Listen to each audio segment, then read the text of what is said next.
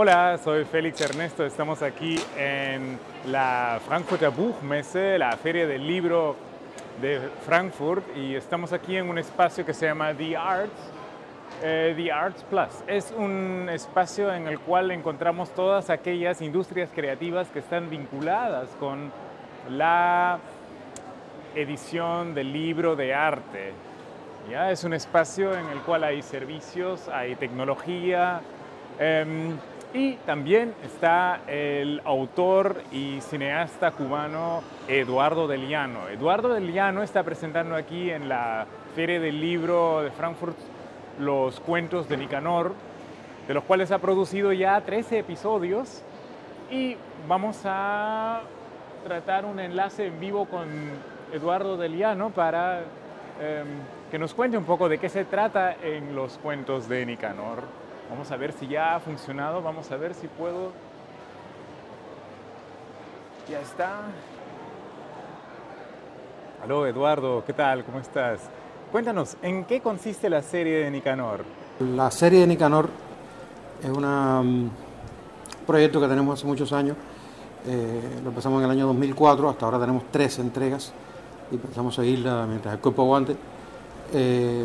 Son cortos satíricos que se centran en la realidad cubana. Tienen referentes literarios, o sea, todos son cuentos que yo he escrito previamente, algunos de los cuales han sido publicados. Y la idea es que, bueno, la gente sienta un reflejo divertido y con el que se puede identificar de la realidad cubana de hoy. ¿Y es necesario ser cubano para reírse con los cuentos de Nicanor?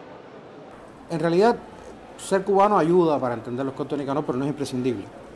O sea, hay siempre, como en cualquier película de donde sea, un 25% quizás de los chistes, de las referencias que la entienden solamente los cubanos, pero siempre tratamos, y espero que lo consigamos, que la historia provea todas las claves necesarias para entender de qué va la cosa. O sea, para que, aunque lo vea un noruego o un vietnamita, y estoy poniendo ejemplos extremos,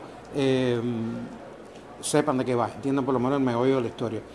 De nuevo, Nicanor es un personaje que es el cubano de a pie, el cubano ordinario, que no es un héroe, que se ve envuelto en circunstancias que lo rebasan y trata de salir como buenamente puede. En ese sentido, Nicanor puede ser cualquier cubano de hoy. Puedo ser yo, pero puede ser tú. Y para quienes no viven en Cuba, ¿cómo pueden apreciar los cuentos de Nicanor?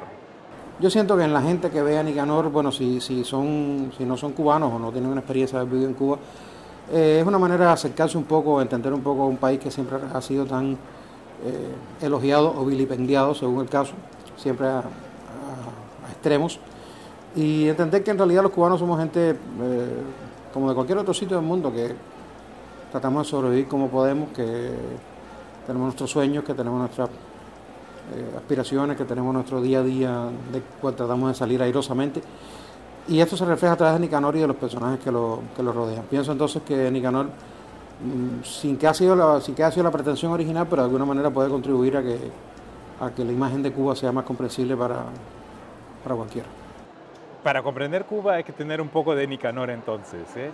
Bueno, ya, gracias Eduardo. Estábamos con Eduardo en la Feria del Libro de Frankfurt, la Frankfurter Buchmesse. Muchas gracias por compartir con ustedes